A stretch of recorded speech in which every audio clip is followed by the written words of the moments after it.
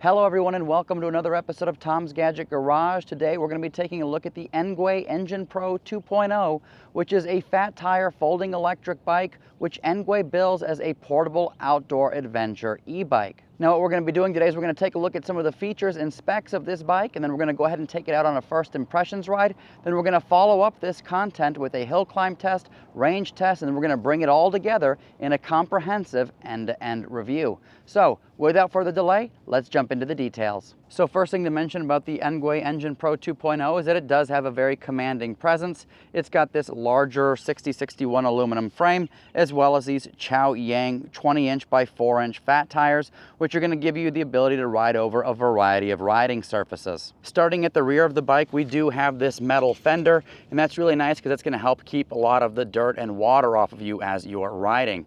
Above that fender assembly is our rear rack, which does support loads up to 25 kilograms or 55 pounds. At the back end of the rack, we do have this brake light and tail light combo, which we'll definitely be putting to the test with some night rides. And then of course here in the rear, we do have our Shimano Altus 8-speed gear set, which is really nice because a lot of e-bikes have 7 speeds. This bike having 8 speeds is just going to give you additional flexibility with riding comfort. Back here we also have a pre-installed derailleur guard, which is always nice, so in case you drop the bike, this is protected. Also here in the back is our 750 watt rear hub motor, which is capable of cranking out upwards of 1200 watts of peak power, as well as 75 Newton meters of torque, which should provide plenty of power to make our way up steep inclines. And here on the other side of the rear wheel, we do have our hydraulic disc brakes, and this bike has 160 millimeter rotors both in the rear as well as up front. Also on this side, we have a robust looking spring-loaded kickstand, as well as quick disconnects for the motor,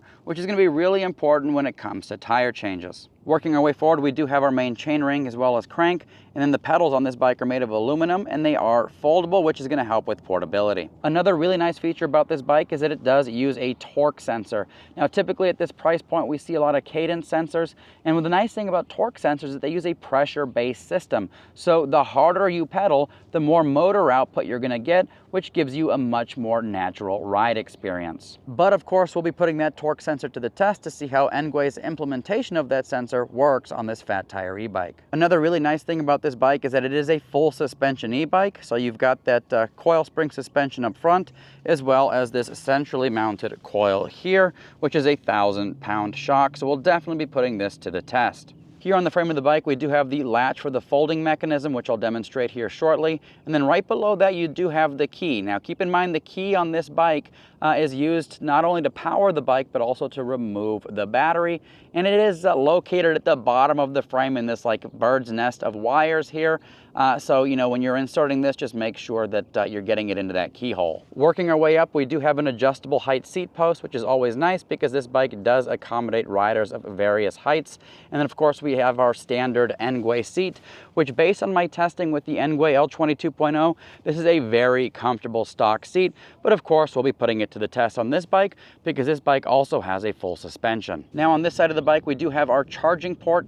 And one thing to note is this is a removable battery, so you can either charge the bike with the battery inserted, or you can remove the battery and charge it separately. Now the battery on this Engine Pro 2.0 is a 52 volt 16 amp hour battery, and what's nice is that this bike actually comes with a 3 amp charger, which is bigger than the 2 amp chargers we typically see, which means charging time is going to be about 5.5 hours. And working our way forward, we do have the front dual fork suspension, which gives you the option to lock out the suspension as well as adjust preload. Also up front here, we have our front metal fender as well as our headlight and integrated reflector. Up front, we also have our front 160 millimeter disc as well as our hydraulic brake assembly. Working our way up, we do have this collapsible handlebar stem, which is always nice because of course this is a folding e-bike and you want to be able to get it as compact as possible. Another thing to note is that in addition to the adjustable seat post, you also have adjustable handlebar height, once again to accommodate riders of various heights. Over here on the handlebars, we do have locking rubber grips as well as a trigger style gear shift, which is a lot more ergonomic than what we typically see in this price point. At the front of the handlebars, we have our hydraulic brake levers, both on the left as well as the right. And here at the center of the cockpit, we do have our high contrast color display, which has got a battery indicator, speed indicator, level of pedal assist. It also gives you some additional information like, you know, your trip, your odometer, max speed, as well as average speed. This Engwe Engine Pro 2.0 also gives you the ability to go into the advanced settings menu of this bike, which you can access by hitting the plus and minus buttons simultaneously. To the left of the display, we do have our control pad. We've got a plus and minus button, we've got a power button, we've got a headlight button, and then we've got a function button there. Now, if you hit the plus button, it will increase your level of pedal assist.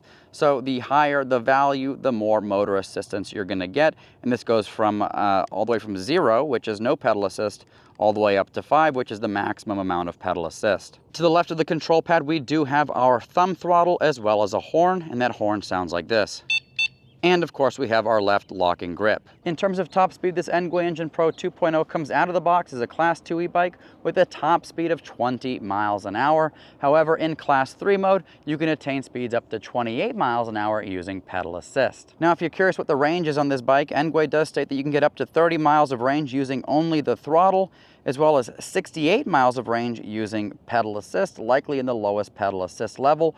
One thing I will say is that I did test out the Engwe L20 2.0, and on that bike I was able to get 49 miles of theoretical range, so we'll absolutely be putting that to the test with the Engine Pro 2.0. Here's a quick peek at what the suspension travel looks like up front. And here's what it looks like in the rear. In order to fold the bike, you simply open up the latch, fold the stem down, collapse the pedals by pushing in and folding, undo the main folding latch, lift the kickstand, and fold the bike.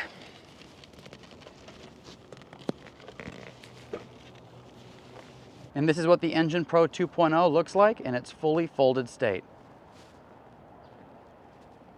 Now, this bike will support a maximum load of up to 330 pounds, and it's really designed to accommodate riders between 5 foot 4 inches and 6 feet 2 inches. All right, folks, so now that we went over all the features and specs of the Engine Pro 2.0, let's go ahead and take this thing out on its first impressions ride. So we are on our first impressions ride with the Engwe Engine Pro 2.0. And first thing I'd like to call out is that the torque sensor is definitely a nice addition on this bike. Now, I did test out the Engwe L20 2.0, which has a cadence sensor. And with that bike, similar motor, when you start pedaling, you definitely feel a burst of power. And that's typically what you see with a lot of bikes with cadence sensors. With this torque sensor, here I am pedaling at a constant speed, but as soon as I put more effort into it, the motor gives me more feedback. And as I jump into a higher level of pedal assist, and I pedal harder, I'm getting more and more speed. So what we're gonna do right now is head on over the bike trail to test out the acceleration with the throttle. But in the meantime, we're gonna ride off the beaten path here, and holy cow, this suspension is doing a really good job of absorbing this impact.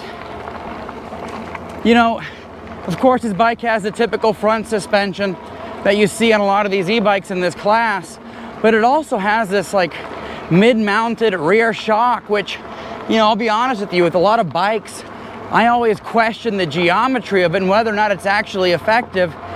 And with this Engine Pro 2.0, this is a very plush suspension.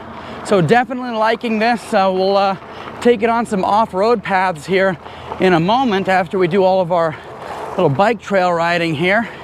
And we'll see how it does. But so far, it's got a very plush, bouncy suspension. Right now, we're cruising around in pedal assist level 1. And as I pedal harder, we're getting more power. And in pedal assist 1, I'm comfortably cruising around at about 17 miles an hour. If I bump that into pedal assist 2, you know, comfortably riding here, we're going around 19, getting close to 20 miles an hour. Going to pedal assist 3.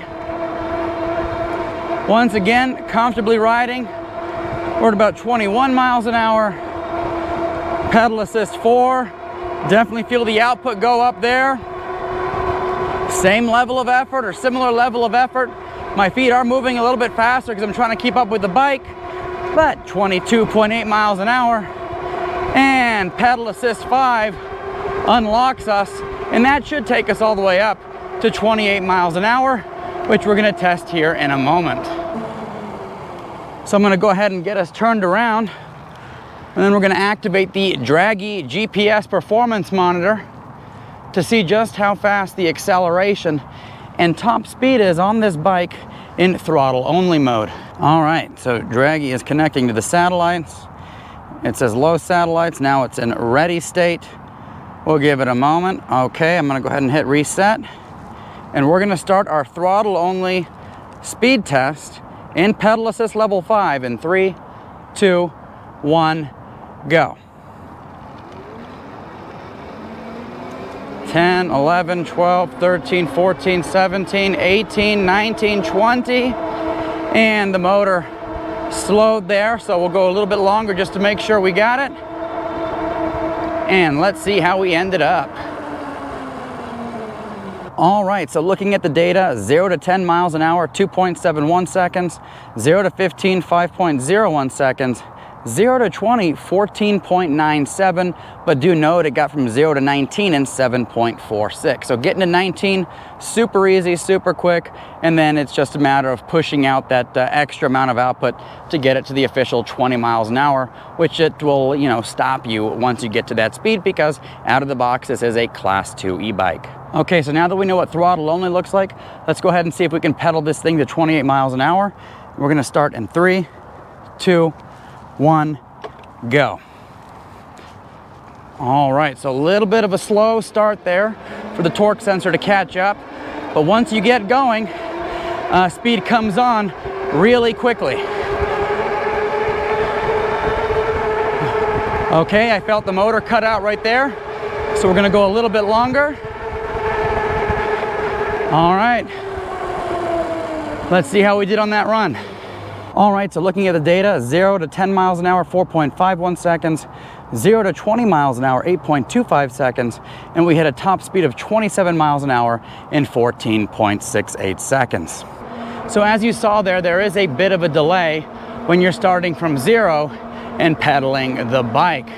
So I would say the delay is anywhere from 1 to 2 seconds from a cold start, and I've been able to confirm that's the case in pedal assist 1, 3, and 5. So figure it's gonna be the case for all pedal assist levels. So what we're gonna do right now is a little bit of a brake test to see how the braking is like from about 20 miles an hour to 0 with these hydraulic disc brakes. And we're gonna go ahead and test that out in 3, 2, 1, go. Oh yeah. Plenty of stopping power on this bike. So what we're doing right now is we're heading over to an off-road area, which will give us a really good opportunity to fully test out the suspension on this bike. Engwe does state that this is an outdoor adventure bike, and that's exactly what we're gonna do right now. We're gonna go have ourselves a little adventure. And here we go. Little off-road adventure here. Now, based on my testing so far, this Engine Pro 2.0 is definitely well suited to riding around, not only on paved surfaces, but hard-packed dirt as well as gravel. Let's see how it does on some of this rougher stuff here.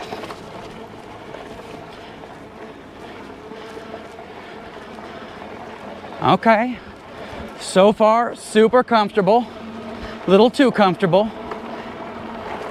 We'll see how it does going down this steep decline here. Let's see. All right, here we go. Yep, that's steep.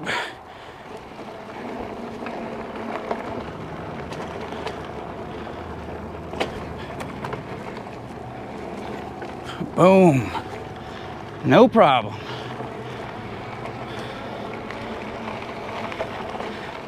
All right, let's check this out here.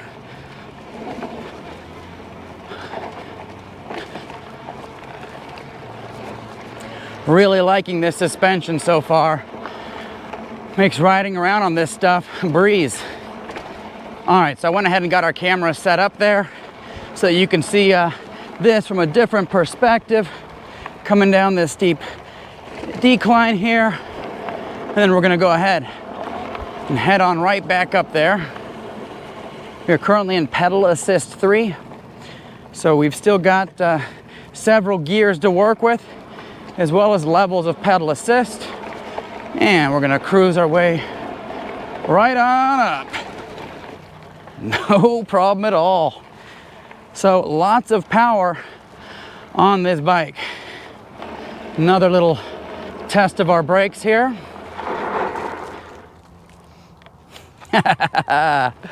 Always fun. Little jump here. Nice. Okay.